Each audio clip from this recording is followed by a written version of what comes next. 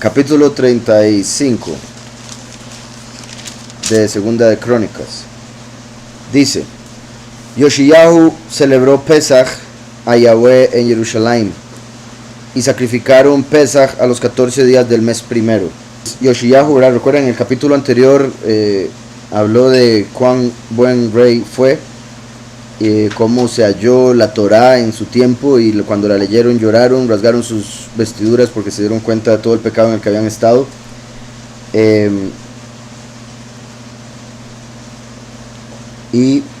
Vemos ahora que ya van a celebrar Pesach.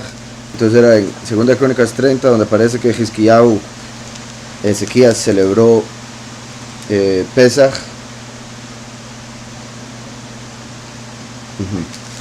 Después fue que invadió Sennacherib y todo lo demás. Y recuerdan las conexiones que habíamos visto, de hecho esa con la segunda manifestación, puesto que celebraron el segundo Pesach en el segundo mes. Ahora está Yoshiyahu, ¿verdad?, descendiente de Hizkiyahu, celebrando Pesach pero normal. Dice: Yoshiyahu celebró Pesach a Yahweh en Jerusalén y sacrificaron Pesach a los 14 días del mes primero. Puso también a los Kohanim en sus oficios y los confirmó en el ministerio de la casa de Yahweh. Dijo además a los levitas que enseñaban a todo Israel y que estaban dedicados a Yahweh: poned el arca apartada en la casa que edificó Shlomo, hijo de David. Dijo además a los levitas que enseñaban a todo Israel y que estaban dedicados a Yahweh: poned el arca apartada en la casa que edificó Shlomo, hijo de David, rey de Israel, para que no la carguéis más sobre los hombros. Qué particular esto, porque no ha aparecido. Un segundo, porque estoy. Después de Ezequías, ¿verdad?, vino Menashe, después Amón y después Yoshiyahu. En el tiempo de Ezequías fue que Sennacherib quiso destruir todo como representación de la bestia, de entrar a Jerusalén y tomarla, pero Yahweh rescató al pueblo. Sin embargo, Menashe hizo destrozos, después se arrepintió. Amón hizo otros destrozos, y eso hizo que el templo se volviera impuro. Incluso pusieron ídolos en el templo, sacrificaban lo que no debían, y por todo lado en Israel. Curioso que menciona aquí que pongan el arca apartada en la casa, porque no se ha mencionado que hubiese sido quitada, pero al decir esto se entiende que no estaba ahí. Y al decir que la llevaban sobre los hombros, ¿verdad?, es porque solo los levitas podían llevar el arca, y cada vez que la movían tenían que ser ellos. Entonces, en cierta manera, es como diciendo: para que ya no tengan esa carga, pónganla donde debe ir, puesto que ya el templo está apartado, no hay problema que esté ahí. Pero la razón por la que me parece interesante es porque recuerden que en el segundo templo no hubo arca, porque después de que Babilonia entra, que es después de este periodo que estamos leyendo, destruyen el templo. Pero antes de eso, Yirmiyahu, a quien Yahweh le reveló que iban a entrar a destruir el templo, los de Babel, él escondió el arca y quedó escondida hasta nuestro tiempo. Digo hasta nuestro tiempo porque hay unos que piensan que está todavía escondida, otros que ya la encontraron y ahí la tienen esperando para el templo. Pero el punto es que durante todo el periodo del segundo templo, que fue destruido en el año 70 después de Mashiach, no hubo arca en el templo. Entonces hubo dos templos. En el primero hubo arca, en el segundo no.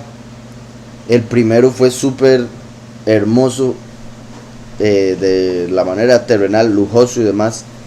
El segundo no tanto, pero espiritualmente fueron al revés. Yahweh habló de que el segundo sería más elevado, entre otras cosas porque sería a ese segundo templo donde llegaría Yahushua caminando. O sea, la presencia de Yahweh verdadera entraría, o físicamente en carne entraría, en el segundo templo, no en el primero. ¿Está claro? Pero en lo espiritual está dando a entender dos manifestaciones, por eso dos templos. De hecho, qué curioso, hoy soñé al respecto, pero bueno, es otro punto.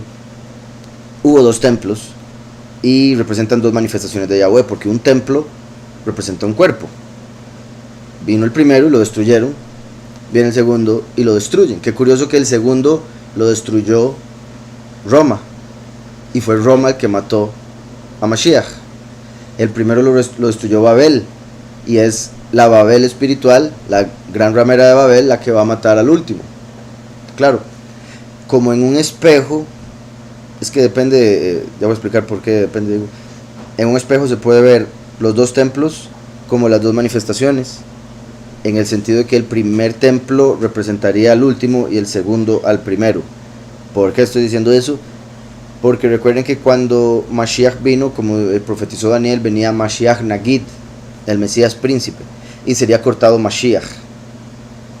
Yahushua vino y lo mataron a él, el Mesías, cuando había un templo sin arca. El arca representa el trono, por ende se conecta con el príncipe. Es por eso que cuando el último viene como el Nagid y lo matan y resucita, vemos en Apocalipsis 11 que el arca se deja ver en el templo. Entonces una vez que matan al último, el arca entra al templo, porque es como el último siendo uno con el primero. Porque Yahushua dijo, destruyan el templo, yo lo levanto en 3 días, hablando de su propio cuerpo. Y el último es el trono de Yahweh. Por ende, una vez que el arca, que es el trono, entre en el templo, es cuando ya el último y el primero se hacen uno, o el último entra a los cielos, recibe la autoridad. Por eso es que digo que el primer templo, como era templo y arca, representa lo puro final, lo que vemos en Apocalipsis 11 y 15, que ya el arca está dentro del templo celestial. Por ende, el segundo templo se conectaría con la primera venida cuando todavía no había venido el príncipe o el trono, que sería el arca que entra al templo. ¿Sí está claro todo eso? Ahora, en el sentido más físico, terrenal, se puede ver igual, porque claramente Yahushua vino con poder y mostrándolo y haciendo milagros para arriba y para abajo, y todo lo demás que ya hemos hablado, ¿verdad? De una virgen sin pecado, y por ende se conecta con el primer templo como el más elevado, mientras que el último como hijo pródigo siendo el más humilde, por decirlo así, el que se veía como nada, puesto que eso es lo que dice Zacarías y otras cosas, que la gente que vio el templo primero, cuando vieron el segundo lloraban, porque decían, ¿esto qué es? ¿Verdad? No se parece en lo absoluto al primero. Entonces, digo todo eso porque, como dije, el último, una vez que muere y resucita, sube al cielo, y es ahí donde el arca entra al templo, que viene representando casi que lo mismo. Y aquí estamos viendo que Yoshiyahu, a quien Yahweh sana,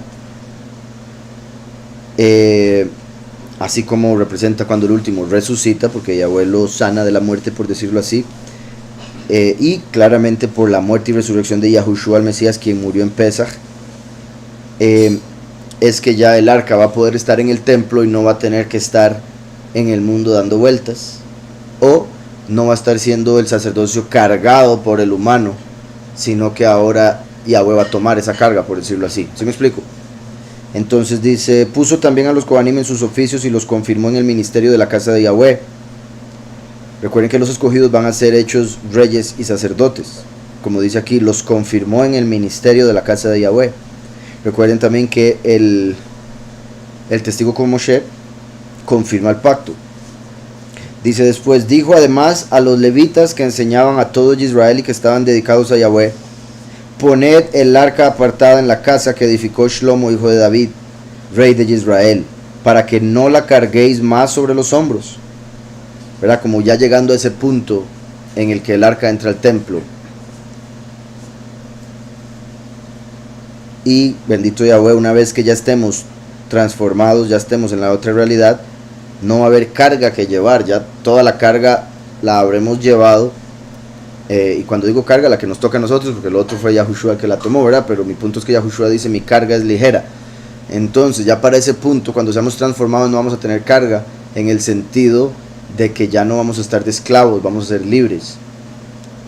Ya no vamos a tener que esforzarnos por hacer lo bueno, como lo es en este mundo con la carne que tenemos que sacrificar la inclinación al mal, y por eso cuesta a veces. ¿Sí me explico? Dice, para que no la carguéis más sobre los hombros. Servid ahora a Yahweh vuestro Elohim y a su pueblo Israel. Vean eso, servid ahora a Yahweh, como si antes estuvieran sirviendo a otro, o como en este mundo se sirve a la carne, incluso cuando se hace lo bueno, porque por más que uno quiera hacer solo lo espiritual, tiene que comer, tiene que dormir, y son cosas que la carne necesita. si no se vuelve loco, por más que quiera hacer el bien, termina haciendo el mal por no poder pensar, porque no durmió, no comió y lo demás. Preparaos según las familias de vuestros padres por vuestros turnos, como lo ordenaron David, rey de Israel, y Shlomo, su hijo. Vean qué particular que después de decir todo lo que acaba de decir, que acabo de explicarlo, como lo acabo de explicar, ya es la segunda vez que menciona a ambos, David y Shlomo, como representando al primero y al último, al postrer Adam y al Ben Adam. ¿Sí me explico? Ben Adam, el hijo del hombre. Estad en el lugar apartado según la distribución de las familias de vuestros hermanos, los hijos del pueblo, y según la distribución de las familias de los levitas, que eran 24 familias, ya lo hemos visto un montón de veces ya últimamente, ¿verdad? Las 24 familias que servían en el templo durante los 6 años que hemos hablado, ¿verdad? Bueno, se puede hablar de los 7 años, las semanas de años, pero los 6 años del ajuste del calendario, en los cuales estaban 13 veces cada una de las 24 familias. Dice después, y 13, curiosamente, es también la cantidad de semanas que hay en cada estación, o cada 3 meses. Sí, fue a través de eso que uno también se puede dar cuenta cuándo es que Yahushua habría nacido, cuándo fue que Yahuanán el Inmersor nació, cuándo fue anunciado que nacería, porque en Lucas vemos que era durante el tiempo de la familia del Abiyá, que Sejaría, el papá de Yahuanán, le apareció un malaj y le dijo que iba a quedar embarazada su esposa. Entonces a partir de ahí uno puede empezar a contar, por si algo. Es haciendo eso también que algunos llegan a la conclusión de que nació en Sukkot, pero eso se podría decir que es por no tomar en cuenta otros detalles de la escritura, y porque como las 24 familias iban rotando también, o sea, Abiyá no siempre estaba en el mismo lugar, porque después al ir rotando estaba en otro momento, y por eso es que hice el estudio aquel, ¿verdad?, de las 24 familias y los diferentes lugares del año en el que estaría la familia de Abiyá. Dice: sacrificad luego Pesaj, apartaos y preparadlo para que vuestros hermanos puedan cumplir la palabra de Yahweh dada por medio de Moshe. Luego dio el rey Yoshiyahu a los del pueblo ovejas, corderos y cabritos de los rebaños, en número de 30,000 y 3,000 bueyes. Vean qué curioso, 33,000 en Pesaj. En Pesaj murió Yahushua a los 33 años. Hay quienes consideran que a los 31, pero he visto ambas opiniones y hasta el momento, y ya ha sido bastante tiempo, me he inclinado por el 33 por varias razones. Siento que hay más evidencia en la escritura apuntando al número 33 como la edad en que él cumpliría eso. Y por ejemplo podemos verlo aquí, 30,000 y 3,000, 33,000. Vean que menciona ovejas, corderos y cabritos, 3 tipos, 30,000. Se podría decir, no que lo esté diciendo así, pero 10,000 de cada tipo, ¿verdad? Perfección celestial. Yahushua es el cordero de Pesaj, es el cabrito de Yom Kippur, y el cordero era de las ovejas. Las ovejas se pueden ver como los pocos o como el testigo como Moshe, porque recuerden que en Isaías 53, voy a leerlo rápidamente, en Isaías 53, que es un capítulo que profetiza la muerte de Mashiach de manera sorprendente,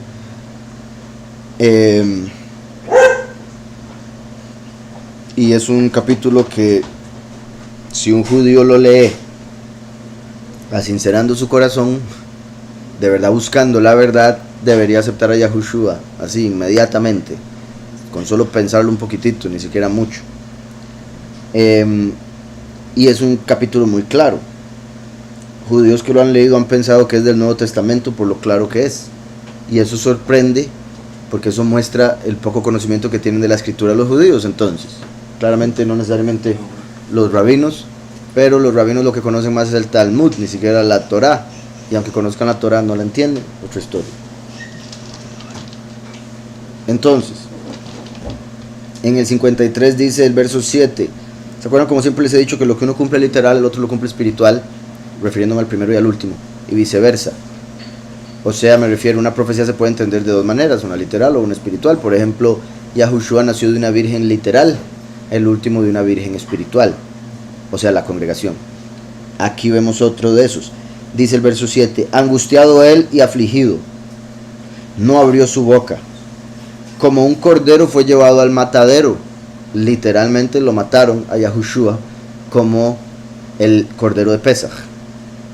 Como una oveja delante de sus trasquiladores, el último, espiritualmente hablando o simbólicamente hablando, los trasquiladores, esos son los que lo matan, porque le quitan la lana a la oveja, y la lana es como el cuerpo, o es la ropa de la oveja, así como la ropa representa el cuerpo, puesto que el cuerpo es la ropa del alma. Entonces, al decir trasquiladores, primero los que lo matan y después trasquiladores, es lo mismo, pero primero literal y después espiritual o simbólicamente. El cordero era de 1 año, la oveja de 1 año para arriba. Entonces da a entender otro, pero mayor, en edad al menos. ¿Sí me explico? Entonces, como un cordero fue llevado al matadero, como una oveja delante de sus trasquiladores, enmudeció, no abrió su boca. Vean que dice no abrió su boca 2 veces, primero y último. Vuelvo y repito para que vean a lo que me refiero con que lo dice todo 2 veces, siempre Yahweh. Afligido y angustiado, no abrió su boca. Como un cordero fue llevado al matadero, como una oveja delante de sus trasquiladores, enmudeció, no abrió su boca. Y lo de como cordero y oveja, ¿verdad? Claramente. Matadero, trasquiladores. Entonces, al decir aquí ovejas, las ovejas se conectan con los pocos, pero si hablamos de lo que representa la oveja, sería el último, el cordero, Yahushua el primero, el cabrito, como dije, el de Yom Kippur, y después dice 3000 bueyes, que el buey también representa el último, porque es el becerro de Yom Kippur que era sacrificado. Entonces el cabrito y el becerro, Yom Kippur, primero y último. Oveja y cordero, último y primero. ¿Estamos?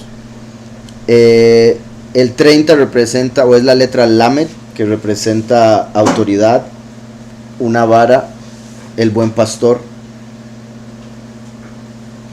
Y el 3 es la letra Gimel, que representa un pie, por ende las buenas nuevas, como el llevar las buenas nuevas al mundo entero, que es lo que tiene que hacer el testigo como Moshe. Curiosamente en 3 años, como los 3000 bueyes, para morir en Yom Kippur, como el buey de Yom Kippur. La Gimel, como dije, representa movimiento. También el camello, por ende riquezas espirituales, que es lo que da a través del conocimiento y la sabiduría, que son más valiosos que el oro y la plata. Y también el 3 se conecta con los muchos. Recuerdan, el 3, así como el 1 con los pocos, el 3 con los muchos, y el último viene a confirmar el pacto con los muchos. Entonces, el número de 30.000 y 3.000 bueyes. Curiosamente, Gal, que sería la combinación de la Gimel y la Lamed, se puede ver como circuito o círculo, que como siempre les he dicho, representa el volver a repetir algo, el volver a empezar, como la segunda manifestación. Dice todo para Pesaj, para todos los que se hallaban presentes. Y como dije, me parece interesante el 33, presente en Pesaj, cuando Yahushua murió a esa edad. Segunda de Crónicas 36, 5. 35, verso 7. Para todos los que se hallaban presentes. Todo esto provenía de la hacienda del rey. También sus príncipes dieron con liberalidad al pueblo y a los Kohanim y Levim. Hilquiyá, Sejaría y Yehiel, oficiales de la casa de Elohim, dieron a los Kohanim para celebrar Pesaj 2.600 ovejas y 300 bueyes. 2.600, vean qué interesante, se forma el 26, que es el valor numérico de Yahweh. 2.600 ovejas. Curioso que 2.000 años después del Pesaj de Mashiach llegaríamos al año 6.000, 2.600. Y recuerdan que fueron 600.000 los que salieron en el Éxodo, por ende representa los 144.000. 600.000 de Israel salieron en el primer Éxodo. Después dice 2.600 ovejas y 300 bueyes. Otra vez el 3 con los bueyes. Otra vez, bueno, el 300 que se conecta con la letra Shin, que es el fuego consumidor. Yahushua vino como el agua de vida, el último como el fuego. La mem final tiene valor numérico 600 y Yahushua es Mashiach, como ese 600 anterior, ¿verdad? 2600 me refiero. Mashiach que vino hace 2000 años, o se presentó antes de los últimos 2000 años, esa mem, para traer el fin. Asimismo, Conaniah, Shemayá y Natanael, sus hermanos, y Hasabiah, Yehiel y Yosabat, jefes de los Levim, dieron a los Levim para los sacrificios de Pesach 5.000 ovejas y 500 bueyes. Imagínense cuánto ganado había como para que entregaran, y vea que aquí está diciendo poquita gente y daban tanto. Imagínense la prosperidad en la que estaba el pueblo. Y bueno, incluso si no estuviera, bueno, es que digo yo prosperidad por el hecho de que era tanto, y de fijo les quedaba un montón más. Aunque obviamente podrían simplemente haber hecho un sacrificio inmenso y dar todo lo que tenían, pero no es necesariamente lo que está diciendo la escritura. Conaniah, Shemayá, Natanael, Hasabiah, Yehiel y Yosabat.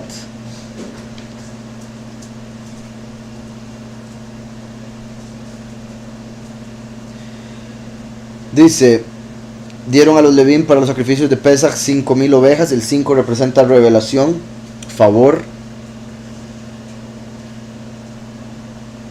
500 bueyes.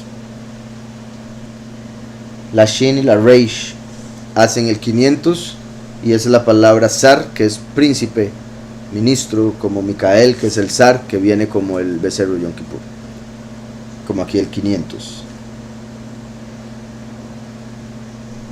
Preparado así el servicio, los Kohanim se colocaron en sus puestos, y asimismo los Levim en sus turnos, conforme al mandamiento del rey. Entonces sacrificaron Pesach, y rociaban los Kohanim la sangre recibida de manos de los Levim. Y los Levim desollaban las víctimas. Tomaron luego del Olá, ¿verdad?, el holocausto, para dar conforme a los repartimientos de las familias del pueblo, a fin de que ofrecieran a Yahweh según está escrito en el libro de Moshe, y asimismo tomaron de los bueyes.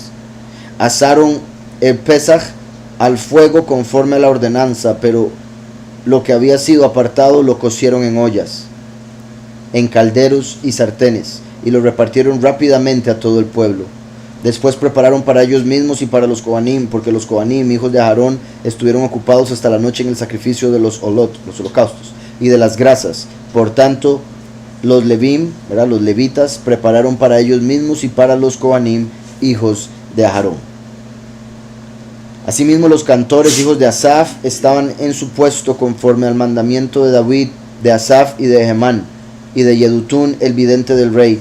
Lo mismo los porteros, cada uno en su puerta, y no fue necesario que se apartaran de su ministerio, porque sus hermanos los Levim preparaban para ellos.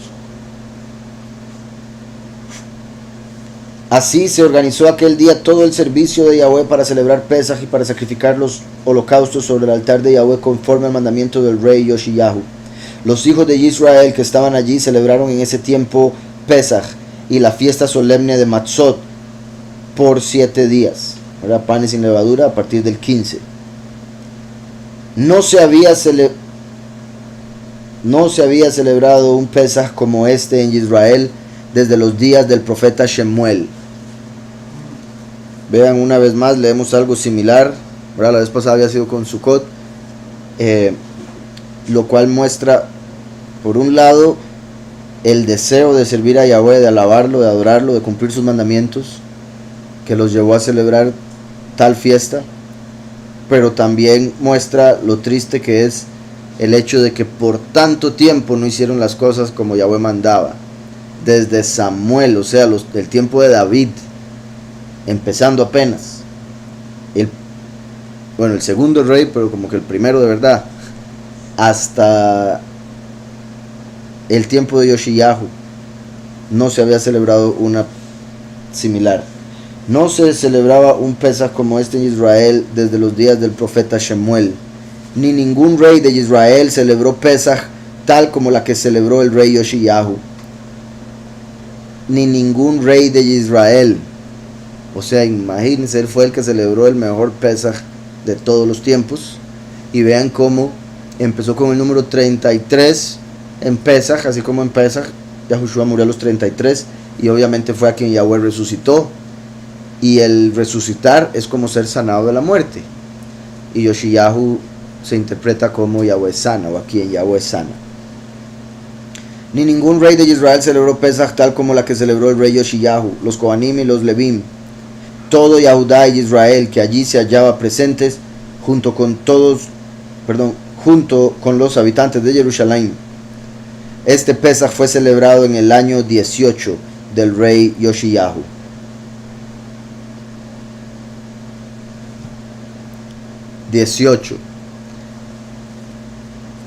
Recuerden que Yahushua resucitó en el día 18.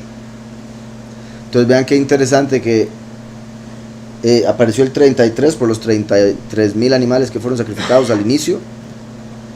Y ahora aparece el 18 como el año 18 del rey. Yahushua muere a los 33 y se levanta en el día 18. Este Pesaj fue celebrado en el año 18 del rey Yoshiyahu. En el 18 Yahweh le sanó. Después de todas estas cosas, luego de haber reparado Yoshiyahu la casa de Yahweh, vean cómo dice eso. ¿Qué dijo Yahushua? Destruyan el templo, yo lo levanto o lo reparo en 3 días. 33 años muere, resucita en el 18 cuando Yahweh lo reparó, por decirlo así, que también es parte del significado del nombre Yoshiyahu. Después de todas estas cosas, luego de haber reparado Yoshiyahu la casa de Yahweh, Necao, rey de Egipto, subió para hacer guerra en Carquemis junto al Éufrates, y salió Yoshiyahu contra él. Vean qué interesante, similar con Hizkiyahu.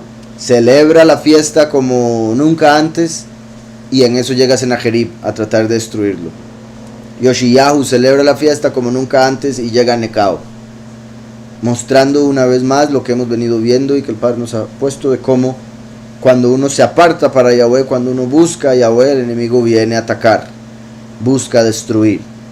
Y una de las maneras que lo hace es metiendo duda, miedo, tentación, etcétera, etcétera, para que la persona abra puertas y demás.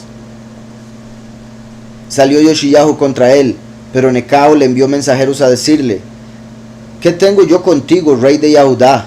No vengo hoy contra ti, sino contra la casa que me hace la guerra. Y Elohim me ha dicho que me apresure. Deja de oponerte a Elohim, quien está conmigo, no sea que él te destruya. Pero Yoshiyahu no se retiró, sino que se disfrazó para darle batalla, y no atendió a las palabras de Necao, que venían de la boca de Elohim. Vean qué sorprendente. Yahweh, o sea, en este caso Necao, sabía, de alguna manera se le había revelado que era Yahweh el que le estaba dando esa misión. No dice Yahweh Elohim, pero entendía que era el poderoso más alto, hasta el punto de decir a Yoshiyahu: pero no es contra usted, no se preocupe, y hasta dándole a entender, no se ponga en contra de su poderoso, porque es su poderoso el que me está dejando ir a atacar. Pero Yoshiyahu no se retiró, sino que se disfrazó para darle batalla, y no atendió a las palabras de Necao que venían de la boca de Elohim. Voy a ver un momento el nombre Necao. Me parece interesante cómo después del Pesaj, que como vemos se conecta mucho con Yahushua, su muerte y resurrección, ahora viene el enemigo cerca de la tierra, curiosamente al Éufrates, que recuerden que el Éufrates es parte de lo que aparece en la escritura como lo que se va a secar para que se den las profecías, bueno, que ya se está secando, pero que se va a llegar a secar completamente para que los reyes que van a ir a pelear a la guerra de Har-Megiddo puedan pasar por ahí en sandalias. Entonces, qué curioso que menciona el Éufrates y el ataque de Necao, el faraón, que se conecta con el falso profeta o el poderoso de este mundo. Y sale Yoshiyahu disfrazado, cuando sabemos que la segunda venida sería como ladrón en la noche, vestido de rojo, como Esaú, así como Jacob se disfrazó de su hermano Esaú. ¿Sí me explico? Entonces ahora vemos que ahora Yoshiyahu se disfraza para pelear contra Necao, y vamos a ver Necao. Este sería en realidad Neco.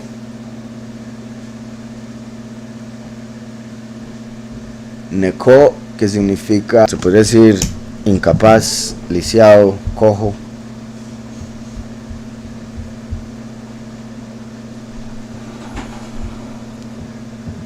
Carquemis. Dice entonces: subió para hacer guerra en Carquemis junto al Éufrates, y salió Yoshiyahu contra él, pero Neco le envió mensajeros a decirle, bueno, eso ya todo lo había leído.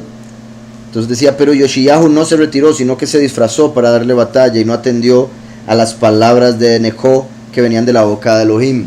Pero qué duro, porque qué difícil, o sea, poniéndome en los zapatos de Yoshiyahu, qué difícil creerle al enemigo,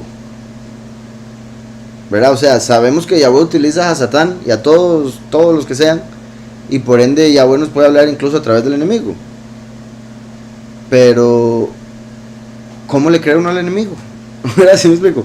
En el sentido de que, y lo digo hasta por una experiencia propia, de cómo yo llegué, o sea, una vez donde yo tuve un sueño donde alguien que representaba al enemigo me dijo algo. Yo no quise hacer caso porque yo decía, pero es que viene de esa persona. Y después resultó ser cierto. Y yo, entonces, se me parece mucho, obviamente no a tal nivel, pero no ha sido la única vez donde de alguna manera se me da un mensaje, pero viene de alguien que quizá, repito, en este caso el sueño representaba al enemigo. Entonces, al ser Neco el de Egipto, y Egipto siempre ha sido enemigo, y Egipto representa al falso profeta, qué difícil, ¿verdad? El discernimiento que hay que tener, y obviamente la paciencia y el shalom como para pedirle al Padre revelación y esperar a que le revele de manera clara que en este caso Neco estaba diciendo la verdad y él había sido Yahweh el que lo había mandado, y por ende era de quedarse quedito. Ahora, sí puedo admitir, ¿verdad?, que cuando, digamos, si uno se alista para ir a pelear contra alguien que siente que le viene a hacer guerra, y el que uno piensa que le va a hacer guerra le dice, no es con usted, tranquilo, uno se quita, uno dice, ok, pensé, disculpe, ya me voy, ¿verdad?, y se corre.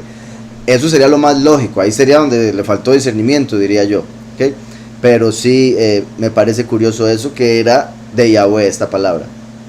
Dice: pero Yoshiyahu no se retiró, sino que se disfrazó para darle batalla y no atendió a las palabras de Neco que venían de la boca de Elohim. Así que fue a presentarle batalla en el campo de Megiddo. Vean qué poderoso, porque lo acababa de mencionar sin haber leído. El hecho de que se reúnen en el Éufrates para ir a pelear en Megiddo, como representando la séptima plaga postrera, cuando ya se seca el Éufrates y se va a ir a pelear a lo que se conoce como Har Megiddo. Entonces dice: así que fue a presentarle batalla en el campo de Megiddo. Y los arqueros tiraron contra el rey Yoshiyahu. Entonces dijo el rey a sus siervos: sacadme de aquí, porque estoy gravemente herido. Sus siervos lo sacaron de aquel carro, lo pusieron en un segundo carro que tenía y lo llevaron a Jerusalén, donde murió. Fue sepultado en los sepulcros de sus padres, y todo Yahudá y Jerusalén hicieron duelo por Yoshiyahu. Vean qué curioso que dice que los arqueros lo golpearon. Recuerden que el último viene como un arquero. Vean qué curioso que estamos en el mes del arquero. Y leemos esto. Ahora, en Génesis 49, cuando está profetizando la venida del último a través de Yosef, dice el verso 23, y vean qué interesante ahora que lo veo. Le causaron amargura. Recuerden que el mes anterior era de amargura, este mes del arquero y el triunfo. Le causaron amargura, le lanzaron flechas, lo aborrecieron los arqueros. Y vean cómo Yoshiyahu se disfraza, va a pelear, y los arqueros lo matan. Como el último viene disfrazado de Esaú, y los falsos, que son como arqueros, con sus palabras, lo matan. ¿Sí me explico?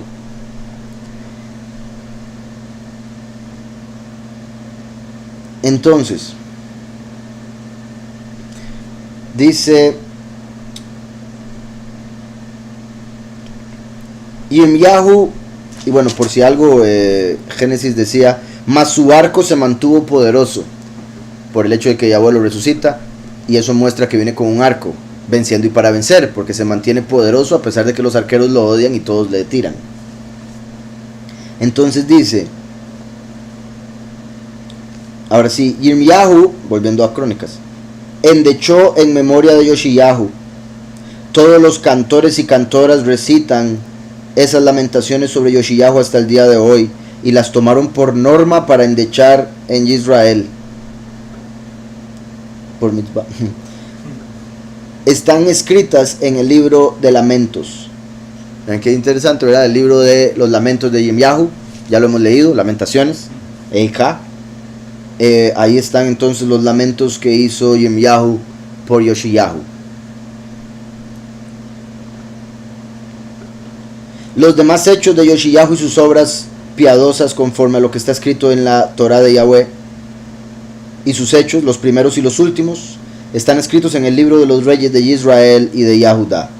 Dice, el Padre usa a quien Él quiera para transmitirnos o advertirnos sobre algo. Solo debemos discernir sin mirar humanamente al mensajero, sino solo a aquel que envió el mensaje.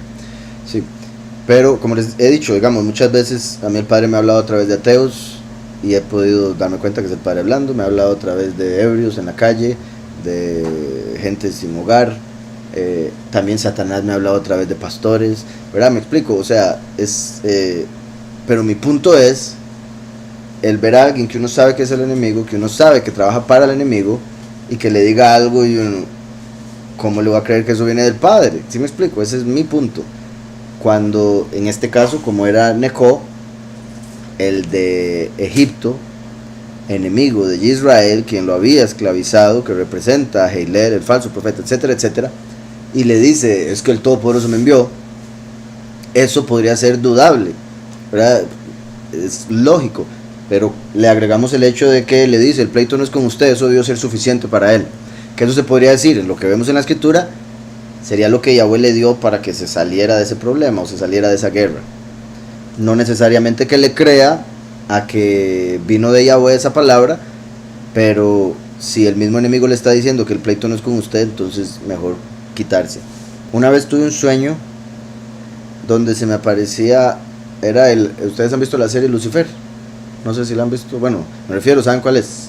Bueno, si no, hay una serie que se llama Lucifer, de hecho está hecha por los de, creo que DC, o no sé cómo, los que hacen DC Comics, los que hacen los superhéroes, porque resulta que hay una historieta de un superhéroe llamado Lucifer. No es o sea, es Lucifer, el de la escritura, pero que vino al mundo y supuestamente hacía, ayudaba a la gente. Sí, más o menos. Entonces hicieron una serie de eso y hay un actor que hace ese papel. Un día yo me soñé con ese actor, o sea, me soñé que era Lucifer y esa fue la imagen que me apareció como Lucifer. Y estaba en un lugar muy sorprendente, parecía un museo donde cada obra de arte tenía vida, no sé cómo explicarlo, era sorprendente. Yo estaba viendo así lo que parecían las obras de arte, veía como un pez que tenía forma o sea, lo más cercano a lo que podría decir que se parecía era un barco, era cosas más extrañas, pero eran cosas muy sorprendentes. Después me senté con él a la mesa y él me dijo algo, cuando esto pase va a venir el fin, y obviamente yo me desperté como diciendo, ¿por qué me lo dice él? Y se puede decir que puro como cuando la serpiente le habló a Eva, que le dijo verdades pero al mismo tiempo para confundirle, ¿verdad? Si comes serás como Elohim, era verdad, pero comió por las razones incorrectas, al final desobedeció. Entonces fue algo similar, porque lo que me dijo se puede decir que sí es verdad, porque era como cuando pasara algo va a venir el fin, y eso ya pasó, entonces tiene que venir el fin, lo cual es lógico, porque si no vino antes, quiere decir que vendría después. Entonces al final me dijo la verdad, pero no era como la otra semana o el otro mes después de eso. Después de eso he tenido que seguir esperando que como 5 años hasta ahorita. Entonces, pero el otro sueño que había tenido era una mujer que representaba al maligno, o sea, por lo que representaba en la vida real, y me dijo algo, no haga esto, y como yo pensé que era el maligno, lo hice, o sea, hice lo todo al revés, y después me di cuenta que no debía hacerlo. Entonces fue trágico. Esos fueron los 2 errores más grandes que he hecho en mi vida, con respecto a una revelación que se me dé y hacer lo contrario porque pensé que era el enemigo. Y repito, ambos fueron en sueño, no estoy hablando de que hablé con alguien y porque haberlo visto de X manera yo haya dicho, no le creo, ¿verdad? No es eso.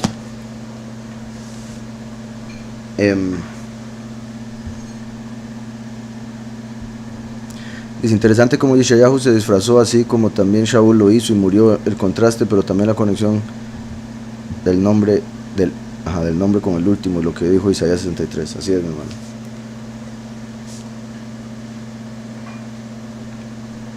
También el otro rey que salió con Yahusafat y se vistió, ¿verdad? Se quitó la ropa del rey como para poner a Yahusafat en peligro y lo terminaron matando por error, sin querer, al azar.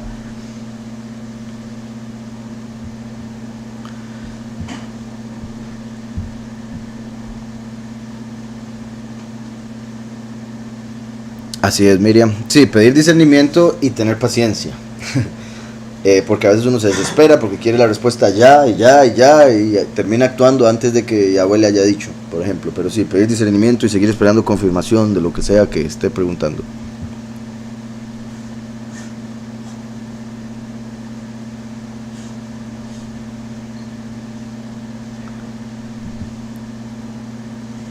No sé a cuál libro se refiere, Dayana. Continúo entonces, capítulo 36 y último de Segunda de Crónicas. Entonces el pueblo de la tierra tomó a Joacás, hijo de Yoshiyahu, y lo proclamó rey en lugar de su padre en Jerusalén. 23 años tenía Joacás cuando comenzó a reinar, y 3 meses reinó en Jerusalén. Súper poco. 3 meses, lo que les decía ahora, 91 días, lo que dura una estación. 13 semanas. Y qué curioso el 23, ¿verdad? Como ahorita terminamos la escritura con este capítulo en el año 23.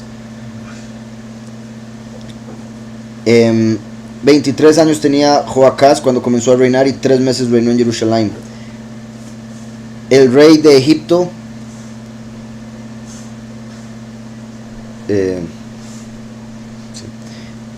el rey de Egipto lo destituyó en Jerusalén. Vean eso, el rey de Egipto, como ahora habíamos visto, Neco, rey de Egipto. Vean cómo muere Yoshiyahu y ahora termina Neco haciendo algo que era lo que se podría decir que Yoshiyahu quería evitar. Lo destituyó en Jerusalén e impuso al país un tributo de 100 talentos de plata y 1 de oro. Luego proclamó el rey de Egipto a Eliakim, hermano de Joacás, como rey de Yahudá y Jerusalén, y le cambió el nombre por el de Yahuyakim. Y Joacás, su hermano, lo tomó Neco y lo llevó a Egipto. Un momento, a ver, Joacás, Eliakim.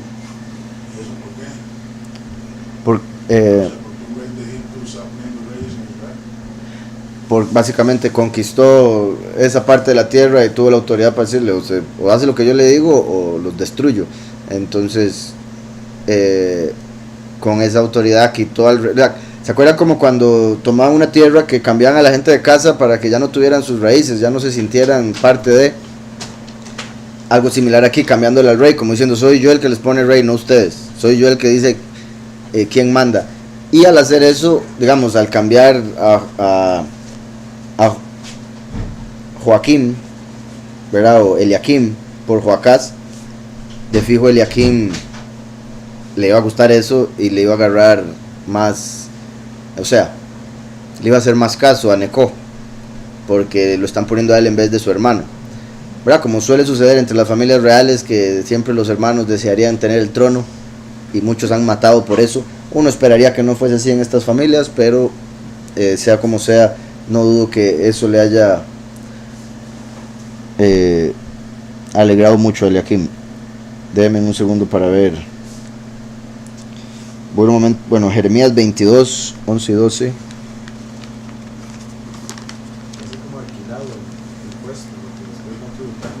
Exacto, sí, exacto.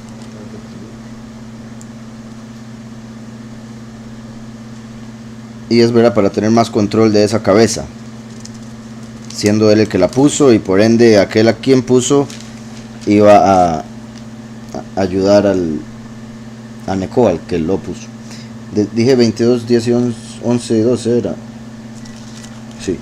Porque así ha dicho Yahweh acerca de Shalom, hijo de Yoshiyahu, rey de Yahudá, el cual reinó en lugar de Yoshiyahu su padre, y que salió de este lugar. no volverá más aquí, sino que morirá en el lugar a donde lo llevaron cautivo y no verá más esta tierra. Era que lo llevaron a Egipto, cautivo. Entonces, básicamente, cuando logró tomar Jerusalén, lo primero que hizo fue llevarse al rey y poner uno él mismo para poder controlarlo. Pero no era de Egipto, sino de ahí mismo, porque iba a ser parte de ellos y por ende los iba a poder manejar. Y lo que iba a ver eran los nombres. En Egipto, que les ponía, o sea, los esclavos líderes de ellos mismos.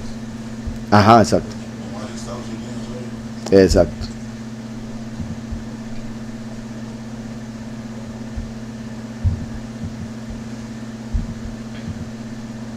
Y a ellos se les olvidaba que eran hebreos, que eran Egipto mental. Exacto. Eliakim significa mi poderoso levanta. Yoahaz, a quien Yahweh ha tomado.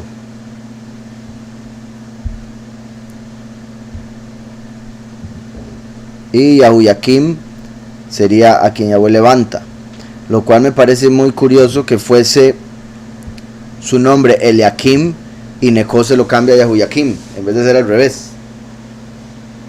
Porque en cierta manera eso parece mostrar que Neco tenía una creencia en Yahweh como el verdadero poderoso, porque usó el nombre Yahweh para cambiar Elí, o sea, puso el nombre en vez del título.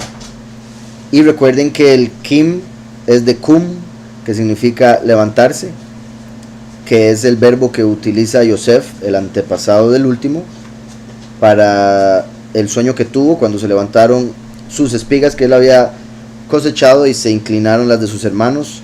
Ese sueño se manifestaría en el fin de los tiempos, y por eso en el judaísmo se ve ese verbo kum como una representación de la venida del Mashiach ben Yosef, el Mesías hijo de Yosef. Entonces vuelvo a leer eso. El rey de Egipto lo destituyó en Jerusalén e impuso al país un tributo de 100 talentos de plata y uno de oro. Vea, el hecho de que le impuso al país quiere decir que logró tener autoridad sobre el país. Luego proclamó el rey de Egipto a Eliakim, hermano de Yoahaz, como rey de Yahudá y Jerusalén, y le cambió el nombre por el de Yahuyakim. Y a Yoahaz, su hermano, lo tomó Neco y lo llevó a Egipto. Cuando comenzó a reinar, Yahuyakim tenía 25 años y reinó 11 años en Jerusalén. E hizo lo malo ante los ojos de Yahweh su Elohim. ¿Verdad? Que era de esperarse al haber sido puesto en vez de su hermano y para poder tener control Egipto de Yahudá y Jerusalén. Subió contra él Nabucodonosor, rey de Babel, y lo llevó a Babel atado con cadenas. Recuerdan aquí entonces es ya donde entra Babel y destruye el templo y se los lleva a Babel por 70 años a todo el pueblo. Subió contra él Nebuchadnezzar, ¿verdad? Nabucodonosor, rey de Babel, y lo llevó a Babel atado con cadenas. También llevó Nabucodonosor a Babel parte de los utensilios de la casa de Yahweh y los puso en su templo en Babel. Recuerdan que esos fueron los utensilios que estaba usando el rey de Babel 70 años después, descendiente de Nabucodonosor, cuando utilizó los vasos del templo para embriagarse y apareció la mano del malaj de Yahweh que escribió la caída de Babel en un muro. Llamaron a Daniel para que lo leyera y se los interpretó, y en eso entró el reino persa a conquistar Babel. Entonces dice, también llevó Nabucodonosor a Babel parte de los utensilios de la casa de Yahweh y los puso en su templo en Babel. Los demás hechos de Yahuyakim, las abominaciones que hizo y lo que en él se halló, está escrito en el libro de los reyes de Israel y de Yahudá. Reinó en su lugar su hijo Joaquín.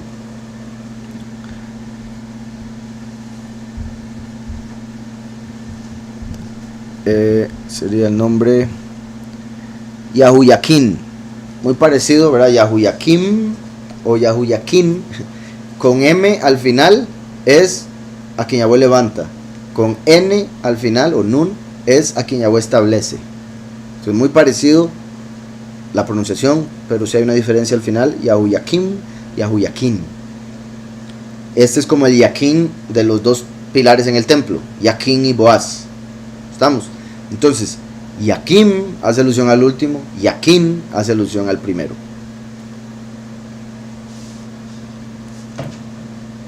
porque Yahushua es ese pilar, Yaquín, porque él estableció el reino. Entonces dice, reinó en su lugar su hijo Yahuyaquín.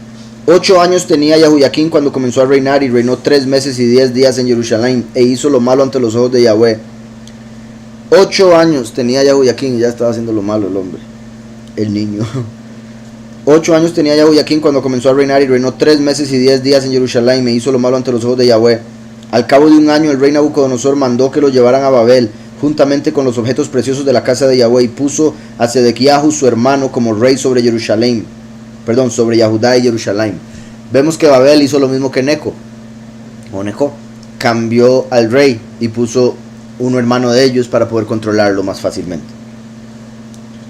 Dice que ese hombre tenía 18 años. 18, estaba pensando, hay otro verso donde aparece, o sea, que lo ven como una contradicción. Eso quiere decir que en una corta edad de 8 años, 9. 3 meses de reinar, que diga que Sí, que ella hizo lo malo. Sí, tiene... en esa dice usted, que usted tiene ahorita. ¿Y cuál es? ¿No sabe cuál es la traducción? Es una reina valera. ¿En serio? Ok, vamos a ver aquí.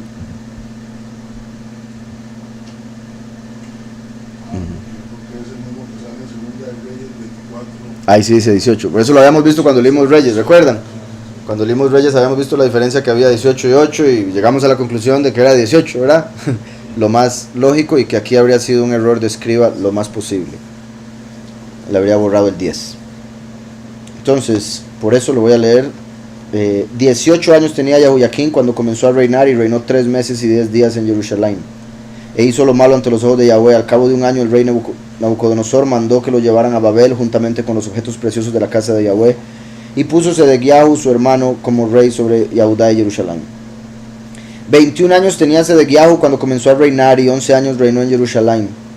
Hizo lo malo ante los ojos de Yahweh su Elohim, y no se humilló delante del profeta Yirmiyahu, que le hablaba de parte de Yahweh. Recuerden que Yirmiyahu fue el profeta que Yahweh puso para anunciar que iba a caer Jerusalén ante Babel, que Babel se iba a llevar al pueblo por 70 años. Pero este rey no le hizo caso, Sedequiahu. Qué curioso que es Yirmiyahu, el profeta Jeremías, el que profetiza que el último, una vez que cumpliera todo lo que Yahweh va a hacer que cumpla, sería llamado Yahweh Sidkeinu, Yahweh justicia nuestra. Sedequiahu significa la justicia de Yahweh. Entonces, obviamente, como un contrario a Sedequiahu, puesto que Sedequiahu hizo lo malo ante los ojos de Yahweh en el tiempo de Yirmiyahu, pero vendría uno que Yirmiyahu profetizó, que sería el que se haría justicia, porque tendría Yahushua. 21 años tenía Sedequiahu cuando comenzó a reinar, curiosamente 21, el valor numérico de Eye, yo seré, el que yo seré, Eye, Asher, Eye, y 11 años reinó en Jerusalén. Hizo lo malo ante los ojos de Yahweh su Elohim, y no se humilló delante del profeta Yirmiyahu, que le hablaba de parte de Yahweh. Se rebeló a sí mismo contra Nabucodonosor, al cual había jurado fidelidad delante de Elohim. Fue obstinado y se empeñó en no volverse a Yahweh, el poderoso de Israel. También todos los principales, y recuerden, eso es porque Yirmiyahu les había dicho que tenían que obedecer a Babel, que tenían que aceptar el yugo de Babel, y nadie quiso. Todos pensaron que era mentira, que el padre no lo había enviado, y por eso fue que se los llevaron cautivos de una manera muy dura, por no sujetarse a Yahweh a través de Babel.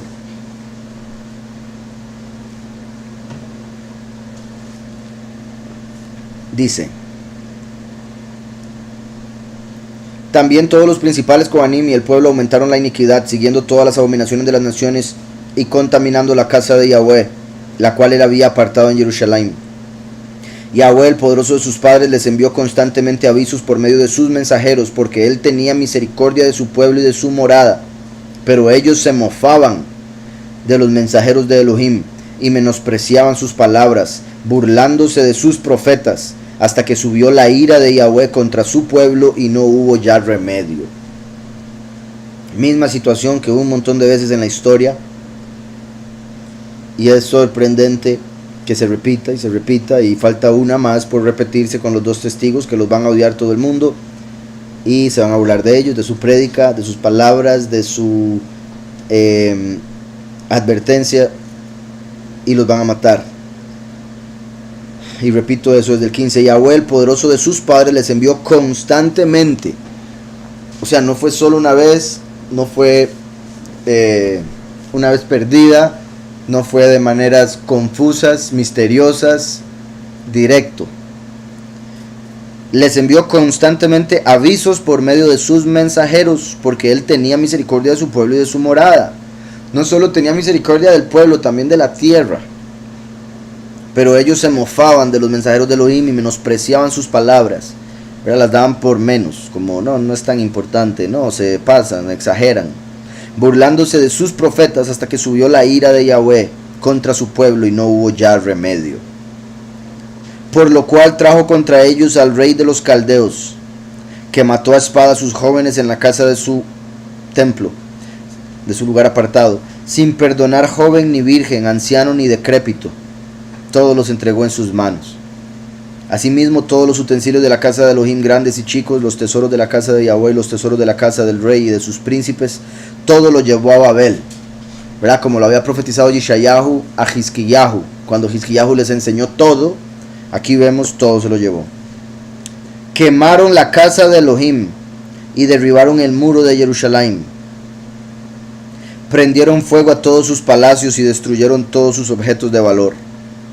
A los que escaparon de la espada los llevó cautivos a Babel, donde fueron siervos de él y de sus hijos hasta que vino el reino de los persas, para que se cumpliera la palabra de Yahweh dada por boca de Yirmiyahu, hasta que la tierra hubo gozado de reposo.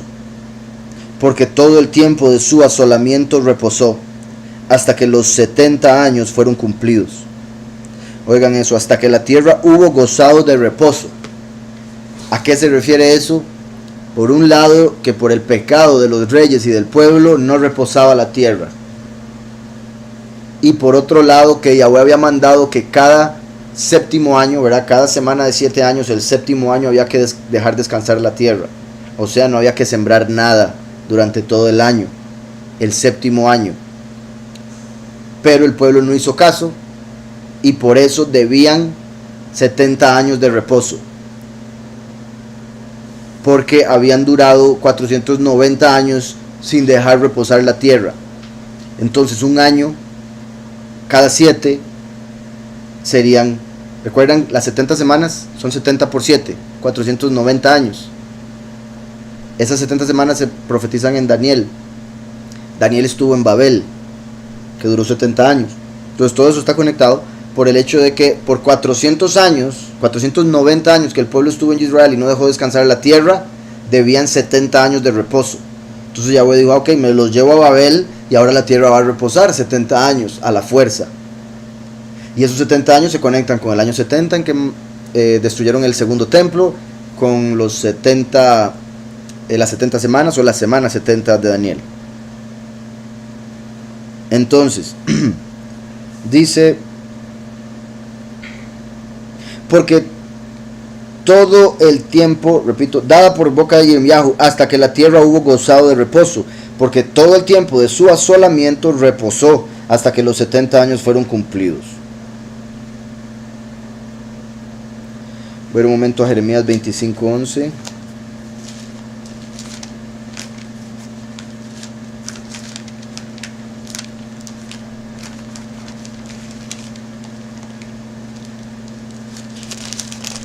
Dice, toda esta tierra será convertida en ruinas y en espanto, y servirán estas naciones al rey de Babel durante 70 años. Por otro lado, el 29:10 dice, porque así dijo Yahweh, cuando en Babel se cumplan los 70 años, yo os visitaré, similar a lo que dijo a Israel en Egipto, os visitaré, Pakot Pakat, de cierto os visitaré, y despertaré sobre vosotros mi buena palabra, para haceros volver a este lugar. Ahora estamos en el Babel espiritual por la apostasía, y viene el segundo éxodo, por eso Yahweh nos visita, para despertar su buena palabra, que es la de proteger a los suyos, ¿verdad? Como a Filadelfia, de la hora de la prueba que va a venir sobre el mundo entero. Y por otro lado, Zacarías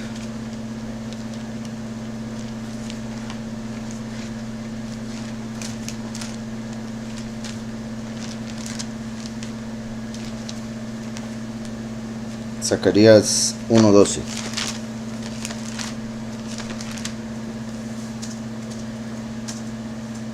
El Malach de Yahweh exclamó: Yahweh de los ejércitos, ¿hasta cuándo no tendrás piedad de Jerusalén y de las ciudades de Yahudá, con las cuales has estado enojado por espacio de 70 años?